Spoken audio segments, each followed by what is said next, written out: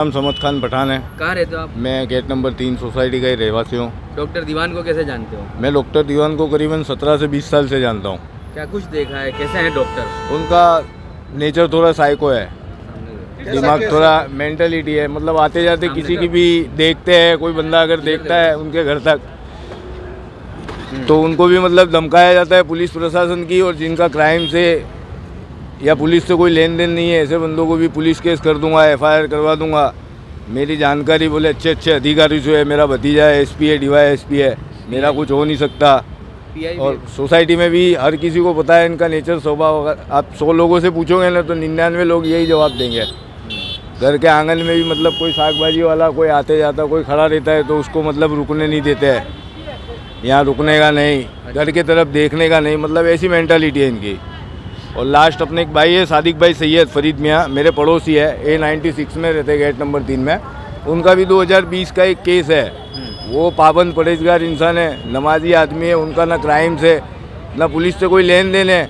उनको भी मतलब फंसाया गया था 2020 में, वो भी मेरे पास प्रूफ है, एविडेंस है। किस केस में फंसाया गया था? क्या यही कि मतलब तुम मेरे घर के मतलब आगे पीछे देखते हो, बोले रात को इतने बजे निकलते हो, मेरे सामने मतलब मेरे घर पे नहीं देखने का, यहाँ से मतलब जाओ तो सीधे से जाओ, ऐसे।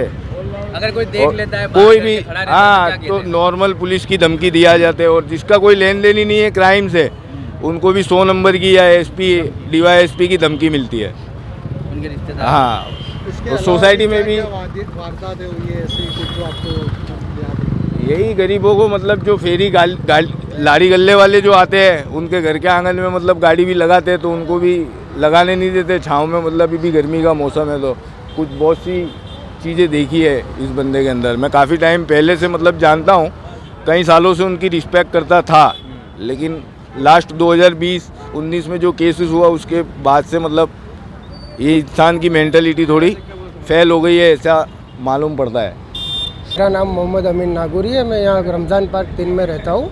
डॉक्टर दीवान को कितने सालों से जानते, कैसे जानते? तकरीबन बचपन से ही जानते, हम लोग तो बड़े यहीं पर हुए और तकरीबन 15-17 साल हो गए उनको जानते हुए।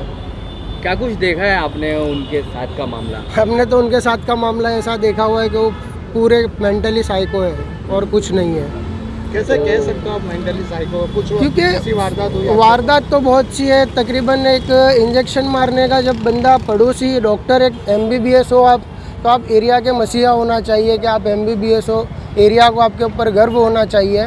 उसके बजाय आधी रात को कोई पेशेंट जाता है, गरीब लोग होते हैं, एक इंजेक्शन मारने का 500-700 रुपये ले लेते हो, तो आप कौन से एंगल से डॉक्टर कहलाते हो? आपको पता चलना चाहिए कि मेरे एरिया के लोग हैं, मेरे पड़ोसी है, तो उनको मैं फ्री में सेवा दूँ। यहीं पे दूसरे डॉक्टर भी रहते हैं, वो कोई चार्ज नहीं लेते। रात को ऐसा माइनर सा प्रॉब्लम होता है, थोड़ी ट्रीटमेंट करते हैं, बोल देते हैं सुबह में कोई अच्छा हॉस्पिटल में दिखा देना, अदरवाइज उसके सिवा कोई चार्ज नहीं लेते वो लोग।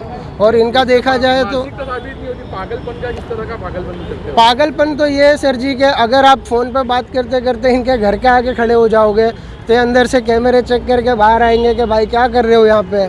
तकरीबन हम बोलेंगे कि भाई फ़ोन पे बात कर रहे हो, ऑफिस का एक कॉल चालू है, तो बोले नहीं तो आप मेरी वाइफ को छेड़ रहे हो यहाँ खड़े खड़े, मैं 100 नंबर पे फ़ोन कर देता हूँ, आपके साथ अच्छा नहीं होगा, आपके साथ FIR करवा दूंगा। ये सब मानसिकता ही है, दूसरा कुछ नहीं है। कई बार किया है और कई बार किया है। पुलिस प्रशासन भी तंग आ चुका होगा इनसे, मेरे को तो ऐसा लग रहा है। तो तकरीबन एक दिन में 5 से 10 बार आप 100 नंबर पे फ़ोन करोगे तो वेजलपुर डिवीज़न है या सर्किट डिवीज़न है, उनको इंक्वायरी करने के लिए आना ही पड़ता है। अगर आप 100 नंबर में फ़ोन करोगे उनको जवाब लिखाना ही पड़ता है। तो फिर वो तो तंग हो गए ना, एक माइनर सी प्रॉब्लम के लिए उनके काम छोड़ कर आना पड़ता है यहाँ पर। तो फिर पुलिस प्रशासन को आप कितना प्रेशर डालोगे, कब तक डालोगे आप? उनके परिवार के लोगों में भी कुछ पुलिस प्रशासन में है, कोई अधिकारी है? हाँ, ऐसा सुना हुआ है कि उनके वहाँ कोई ex-DIG है या तो कोई ex-PI है, वो इतना कुछ आइडिया नहीं है, बट सुना हुआ है तकरीबन उनकी वजह से, कभी पुलिस की वजह से, कभी ये लोग इतना कुछ कर रहे हो। और मेंटली अगर ये जो MBBS की डिग्री है उन्होंने लंदन से ली है मेरे ख्याल से, और तकरीबन लंदन में तो आप सबको पता है कि क्या चलता है, डिग्री वगैरह कैसे ली जाती है वहाँ पे। वहाँ के इंस्टीट्यूट को खाली पैसे से होता है, वहाँ पे आप स्टडी करो या ना करो आपको सर्टिफिकेट तो मिलना ही है वहाँ पे। तो कहीं ये शंका है कि आरोप, मेरी ये शंका है कि ये डिग्री जारी है, क्योंकि लंदन में क्या है, तकरीबन यहाँ से जाते हैं इंस्टीट्यूट की फ़ी भर के, और उसके बाद वहाँ पे क्या होता है आपको भी नहीं पता चलता, मुझे भी नहीं पता चलता है। बिल्डर लॉबी का और ये इनका झगड़ा चल रहा है, कैसे देख रहे हो आप, ये सही है? मैं इस मामले में बिल्डर लॉबी को पूरा निर्दोष मान रहा हूँ सर जी, क्योंकि वो जो आक्षेप लगा रहे 50 लाख रुपए मुझसे मांगे, तो 50 लाख से ज़्यादा की महंगी गाड़ी तो उनके पार्किंग में पड़ी हुई है सर।